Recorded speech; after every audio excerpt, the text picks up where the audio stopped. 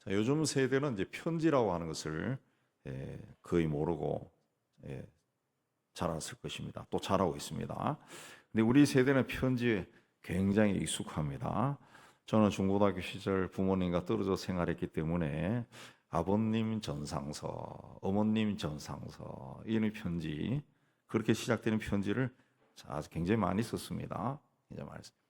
또 외국에 잠깐 살 때는 항공우표, 항공편지도 꽤 많이 썼습니다. 그 표지가 알록달록하게 되어 있는 그것도 썼습니다. 그러다가 인터넷이 등장하고 핸드폰이 일상화되면서 편지라고 하는 것이 점점 사라지고, 얼마 전에 우리가 성탄절도 보냈지만 크리스마스 카드라고 하는 것도 많이 거의 사라졌습니다. 한때는 그 성탄절 카드를 사러 시내 나가서 뭐 몇 시간 동안 카드를 고르는 그런 적이 다 아마 여러분들이 있을 건데, 그게 다 사라졌어요. 예. 그리고 핸드폰으로 뭐 문자를 보내고 또 그림을 보내고 뭘 다양하게 보냅니다. 그래도 여전히 중요한 글은 전자우편이라고 하는 이메일로 여전히 보냅니다. 여전히 보냅니다. 자, 오늘 말씀도 그 편지에 대한 내용입니다. 유다 히스기야 왕이 당시 최대 강대국인 아수르의 사네르 왕의 편지를 받고 하나님 앞에 나간 그 이야기가 되겠습니다. 아수르는 이미 BC 2000년대에 그 중동 지역을 지배하던 강대국이었는데, 그들이 이스라엘이 남북으로 나눠져 있을 때 남쪽의 유다 왕국을 침략했습니다. 그때 군대를 이끌고 온 아수르의 사네립 장군이 애굽을 의지해봐야 소용없다며 유다의 약한 군대를 비웃고 유다 왕국을 멸하는 것이 하나님의 뜻이라고까지 말하며 백성들을 조롱하고 하나님을 모욕했습니다. 그들의 조롱과 멸시를 받고 유대 백성들은 마음이 상하고 또 침통하고 절망했습니다.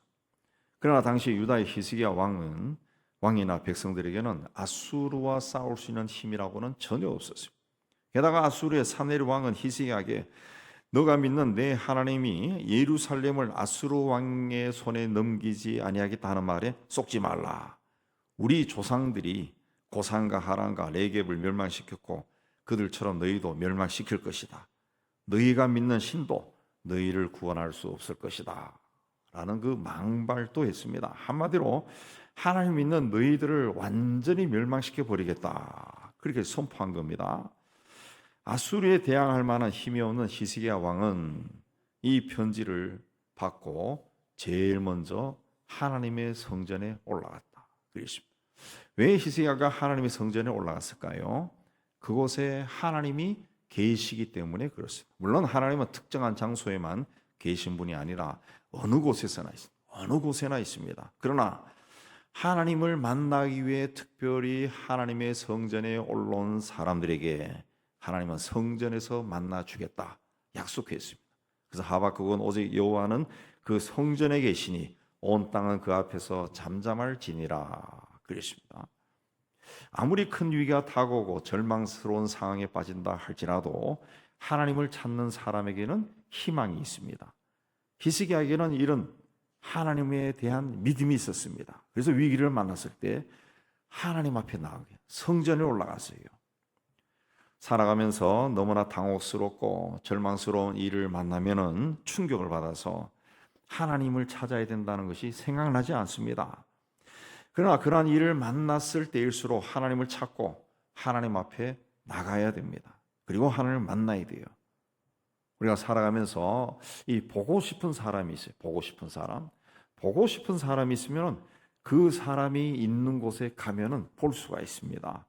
한 나라의 왕으로서 나라의 운명이 풍전등화와 같은 상황에 빠지게 되었을 때 힘이 없는 왕이 할 수 있는 것은 전능하신 하나님 앞에 나가는 밖에 다른 일이 없었어요. 그래서 히스기야는 하나님 앞에 나갔습니다. 하나님의 성전은 하나님의 임재를 상징하는 곳입니다. 하나님이 거하시는 곳입니다. 그래서 다윗은 시편에서 내가 환난 중에서 여호와께 아뢰며 나의 하나님께 부르짖었더니 그가 그의 성전에서 내게 내 소리를 들으시며 그 앞에서 나의 부르짖음이 그 귀에 들렸도다 그랬습니다. 또 내 평생의 선하심과 인자하심이 반드시 나를 따르니 내가 여호와의 집에 영원히 살리로다 그랬습니다. 에릭 리드는 영국의 육상 선수인데 1924년 파리에서 열린 올림픽 경기 100m 금메달 후보였습니다. 그러나 100m 경기 일정이 주일이어서 포기했습니다. 그리고 평상시처럼 교회 나가서 예배 드리고 주일 학교에서 봉사하고 또 자기가 맡은 일을 감당했습니다. 그로 인해서 영국 국민으로부터 비난을 받았습니다.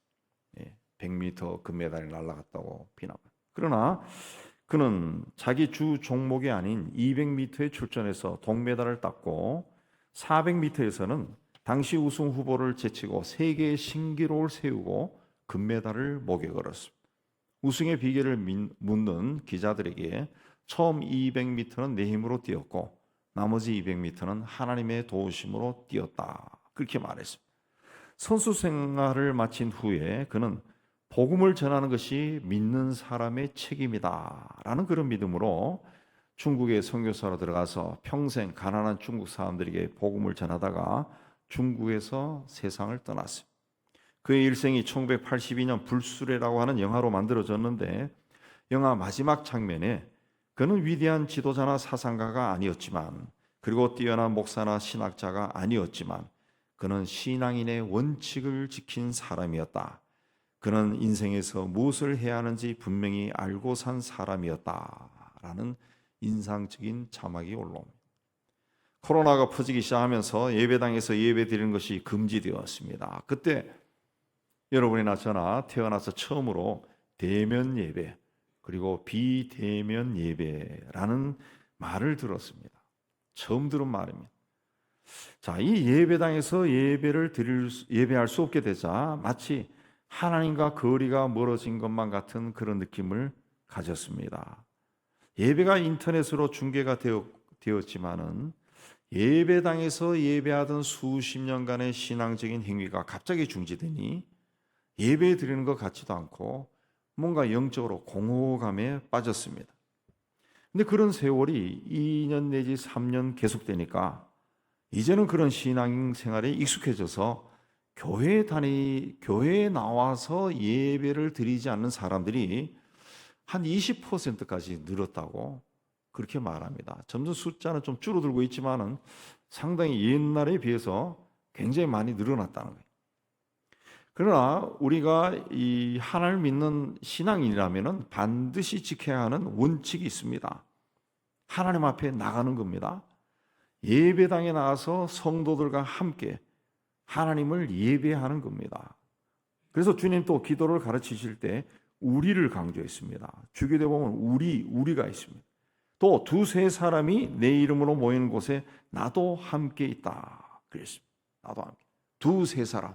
그러니까 예배를 모여서 함께 예배를 드려야 된다는 거죠. 새해에는 다시 하나님 앞에 열심을 내어 예배하는 우리가 되어야 됩니다. 하나님 앞에 나가는 것이 축복받는 비결이고 문제가 해결되는 비결입니다.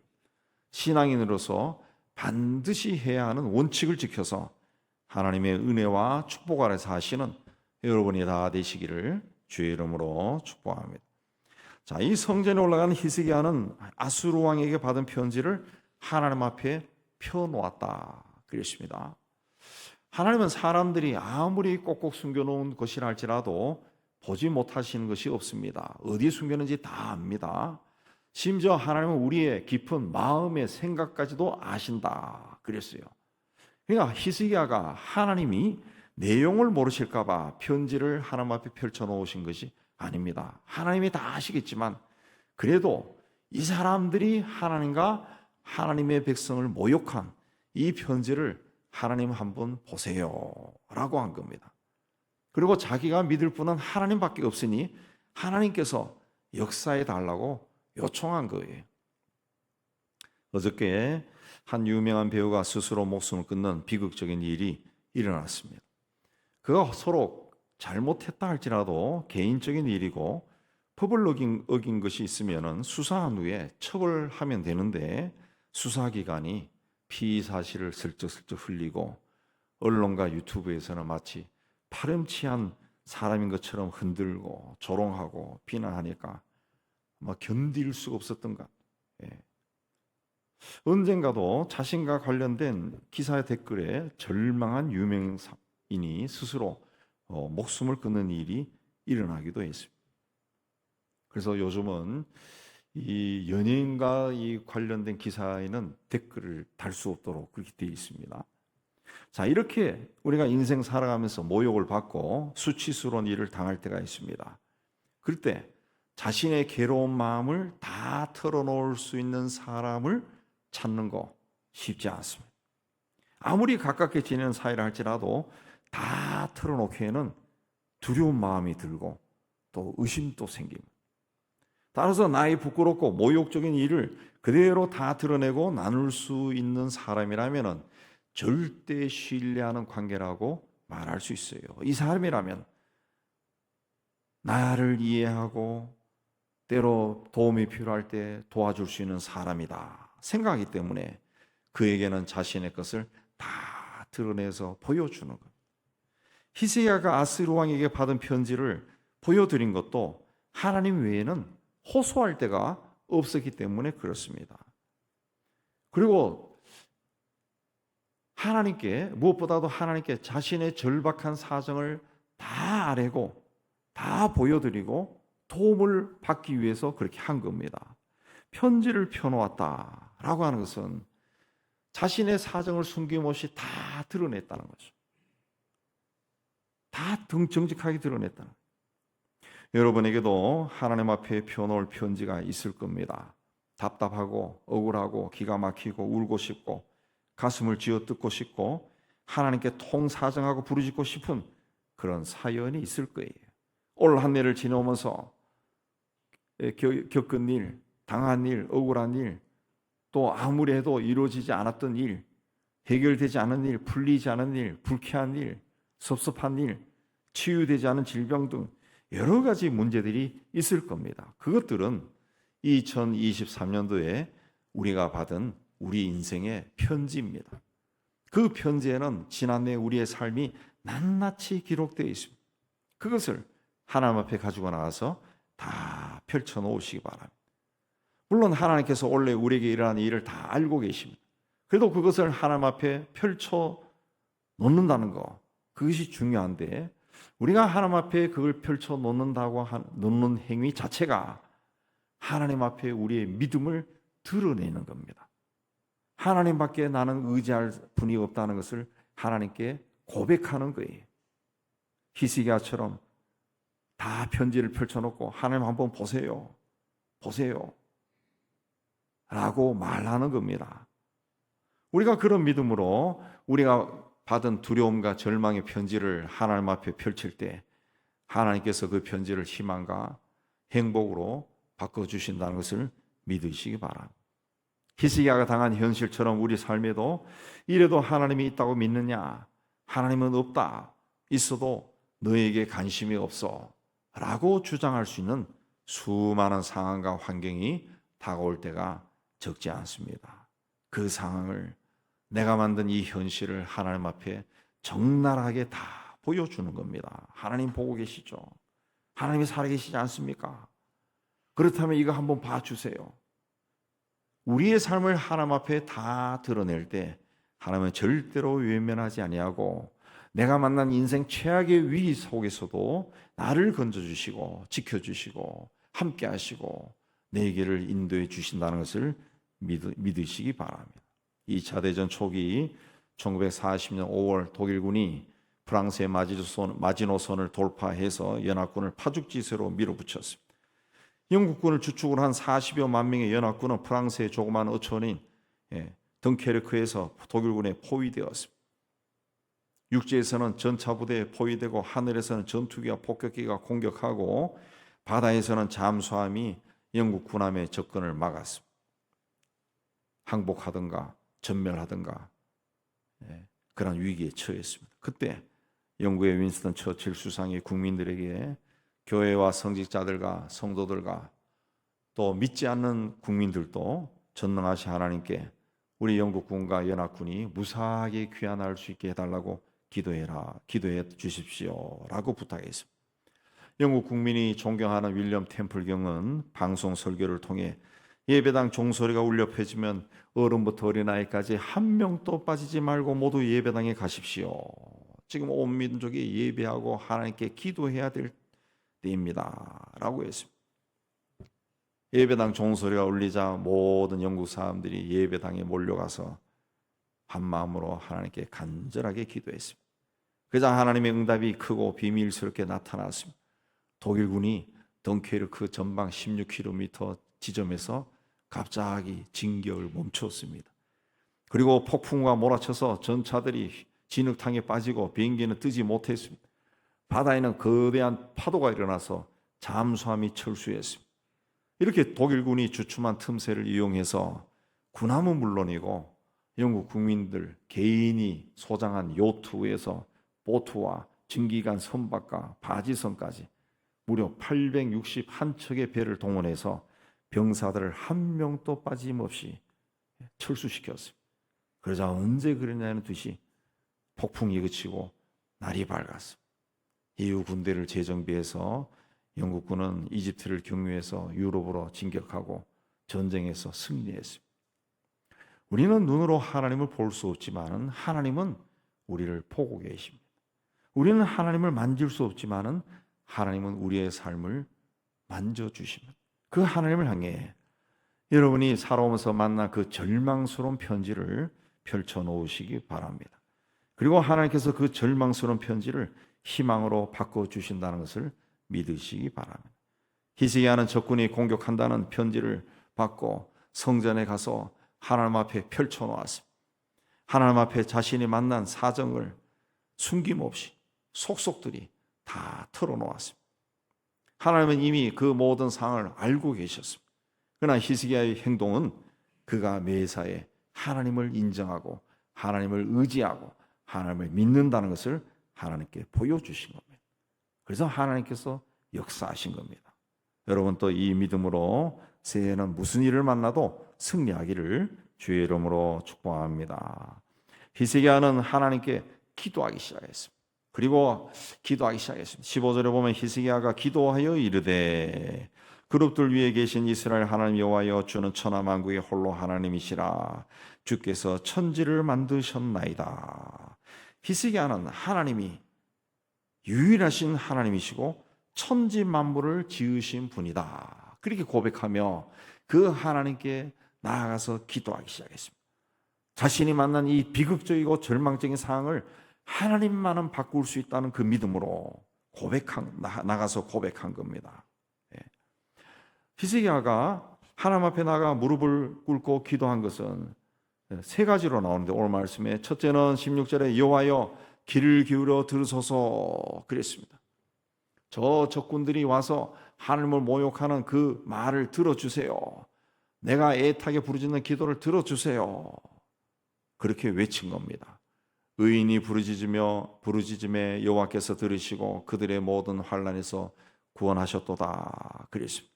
환난 날에 나를 부르라. 내가 너를 건지리니 내가 나를 영화롭게 하리로다 그랬습니다. 하나님은 우리의 부르짖음을 절대로 외면하지 않습니다. 두 번째는 16절에 여호와여 눈을 떠서 보시옵소서. 하나님 적군이 보낸 편지가 여기 있습니다. 하나님을 모욕하고 하나님의 백성을 모욕한 이 내용을 한번 보십시오.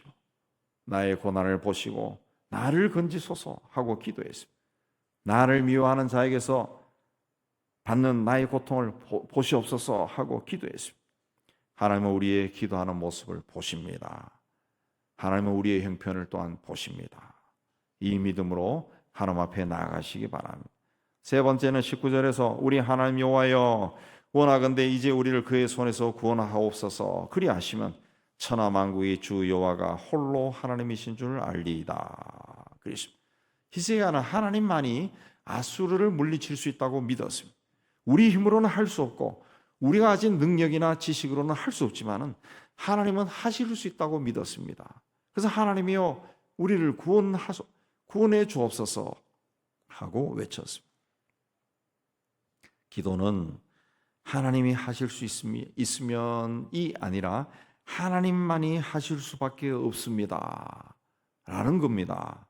히스기야 기도는 하나님만이 하실 수 있습니다 라고 기도했습니다.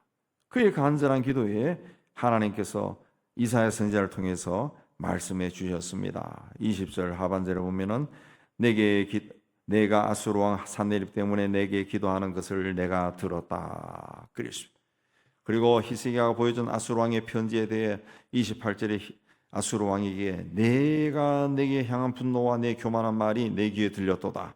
그러므로 내가 갈고리를 내 코에 깨고 재갈을 내 입에 물려 너를 오던 길로 끌어 돌이키리라 그랬습니다. 아수르 왕 너가 처녀 딸 시온과 같이 약한 나의 백성을 비웃고 조롱하였는데 내가 오히려 조롱거리가 되고 비웃음거리가 될 것이다 선포했습니다. 그리고 31절에 남은 자는 예루살렘에서부터 나올 것이요 피하는 자는 시온산에서부터 나오리니 여호와의 열심히 이 일을 이루리라 그랬습니다. 산헤립의 침입으로 인해서 시온산과 예루살렘 성 안으로 피난 갔던 백성들이 다 나와서 각기 처소로 돌아가 생업에 종사할 것이다 그렇게 선포한 겁니다. 여호와의 열심히 이 일을 이루리라 그랬습니다. 하나님이 하신 말씀대로 하나님의 사자가 나와서 밤에 아수르 진영을 쳤습니다.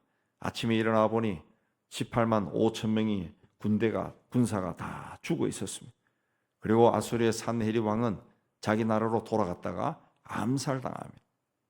아수르 왕은 자신의 힘을 믿고 이스라엘을 향해 너희가 믿는 하나님은 아무런 능력이 없고 이제 너희들은 다 내 손에 죽었다라고 위협했지만은 실제로 망하고 죽고 한 사람은 아수르와 아수르의 왕이었다. 히스기야가 받았던 절망과 두려움의 편지가 하나님 앞에 펼쳐지자 희망과 승리의 편지로 바뀐 겁니다. 하나님만이 우리를 구원할 수 있는 유일한 분입니다. 하나님만이 내 문제를 해결할 수 있는 유일하신 분이에요. 하나님만이 내 병을 치료할 수 있는 유일하신 분이에요. 하나님만이 내가 만난 문제, 우리 집안의 문제를 해결할 수 있는 유일하신 분입니다. 그분이 일하시면 어떤 적도 대항할 수가 없고 무너집니다. 이스라엘의 구원을 위해서 여호와의 열심히 이 일을 이루었다 그랬습니다. 하나님께서 하나님의 백성을 향해 열심을 가지고 그 일을 이루었다 그랬습니다. 그 일이 어떻게 해서 시작이 되었습니까? 히스기야가 기도했다. 히스기야가 하나님 앞에 나갔다. 자기의 사정을 다 내려놓고 기도했다. 우리의 상황이 또 우리의 환경이 형편이 이제는 끝이라는 생각이 우리를 향해 달려들 때 우리가 해야 할 일이 남아 있습니다. 인생의 위기를 만나고 그것을 극복하고 뛰어넘기 아주 어렵다고 하는 생각이 드는 순간 한 가지 해야 할 일이 아직도 남아 있습니다. 그건 바로 하나님께 나아가 기도하는 것. 그런 일이 일어나도록 하기 위해서는 히스기야처럼 하나님의 성전에 나오는 것을 기뻐해야 됩니다. 그리고 우리의 사정이 담겨 있는 그 편지를, 내 삶의 편지를 하나님 앞에 펼쳐 놓아야 돼요. 그리고 구체적으로 하나님께 기도해야 돼요. 그럴 때 여호와의 열심히 우리를 위해 일하실 것이고 우리가 할 수 없는 일, 우리의 삶을 가로막고 있는 그 일도 가능한 것으로 다 바뀌는 귀한 역사가 일어날 줄로 믿습니다. 이제 새로운 한 해가 시작됩니다.